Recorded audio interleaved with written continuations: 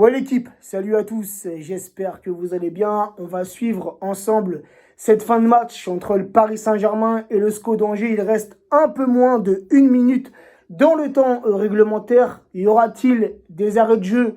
J'en doute. Ce soir en tout cas les amis, c'est la fessée, c'est la correction, c'est l'humiliation, c'est tout simplement le pampan cucu les amis. Et oui, 6-1 les amis.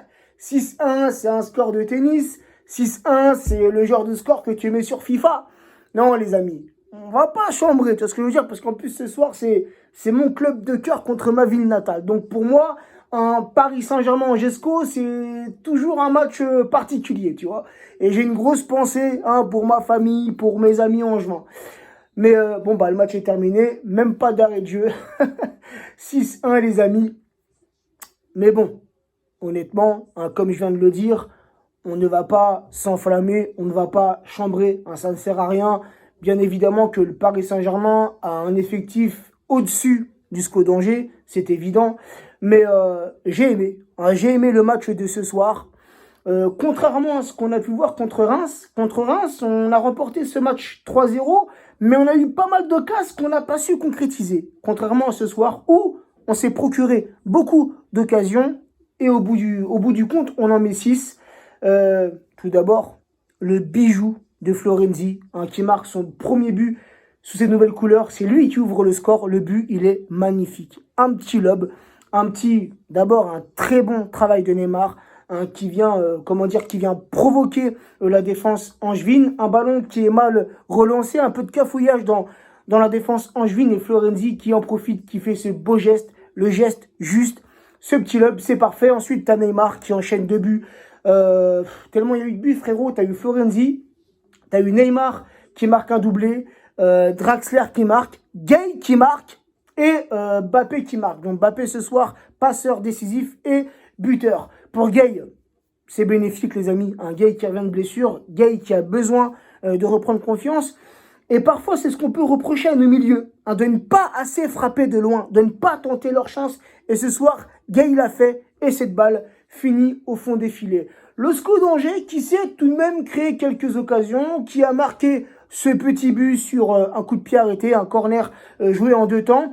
Et cette tête de, Traoré, qui était esselée au second poteau. Tu avais Bakker entre 2 joueurs angevins. Donc voilà, Traoré qui n'a pas été pris au marquage sur ce but angevin. Tu as le jeune Mohamed Ali Chaud qui s'est procuré une occasion. Voilà une équipe angevine, les amis, qu'on a ultra dominé ce soir dans la possession du ballon, dans les occasions offensives. Donc voilà, oui, ce soir, on a été au-dessus. Mais ce que je retiens, les amis, c'est le jeu collectif parisien. Et c'est des Parisiens qui montent en puissance. Après 2 premières journées de championnat ratées, perdues contre Lens et contre l'OM, depuis, les amis, on voit un Paris Saint-Germain qui ne cesse de monter en puissance. Comme j'ai dit, le week-end dernier, 3-0 contre Reims à l'extérieur. Ce soir, 6-1 au Parc des Princes contre Angesco. Les amis, un début, tant qu'on peut en mettre, faut en mettre. Et parfois, ce qu'on peut reprocher à nos joueurs, c'est de marquer 1 ou 2 buts et après, on s'endort. Tu vois ce que je veux dire? On s'endort défensivement, ce qui permet aux adversaires de se procurer des occasions. Mais ce soir, on a enchaîné. Franchement, tous nos joueurs ont fait un beau match. Kipembe, qui ce soir effectuait son 100e match de Ligue 1 sous les couleurs parisiennes. Et une pensée, les amis, il ne faut pas l'oublier, une pensée à monsieur Francis Borrelli, ancien président du Paris Saint-Germain, qui nous a quittés le 2 octobre 2007. Ça fait 13 ans aujourd'hui, donc hommage à ce grand président, hommage et respect à sa famille. Donc voilà les amis, je pense qu'il n'y a pas plus de choses à rajouter. J'ai bien aimé la compo du début de match. Sur ce qu'on a vu à la télé, la composition, c'était un 3-5-2. Donc Navas dans les cages parisiennes, Florenzi latéral droit, Bakker latéral gauche, la charnière Marquinhos, Kipembe qui a très très bien fonctionné ce soir. Paredes, Verratti, les 2 milieux récupérateurs, et c'est ce que je voulais voir, ce duo fonctionne à merveille. Et offensivement, tu avais Neymar dans ce rôle de numéro 10, de distributeur, qui a fait un match parfait. Un Neymar qui s'est amusé avec les Angevins. Mbappé milieu gauche, Draxler milieu droit et Icardi à la pointe de l'attaque parisienne. Icardi qui a eu ce soir une ou deux occasions, qui n'a malheureusement pas su les concrétiser. Mais tranquille les amis, là ça se sent, hein, le Paris Saint-Germain qui monte en puissance, on va rattraper notre retard. Sinon, au niveau de la Ligue des Champions, j'en ai parlé un peu hier sur mon Snap.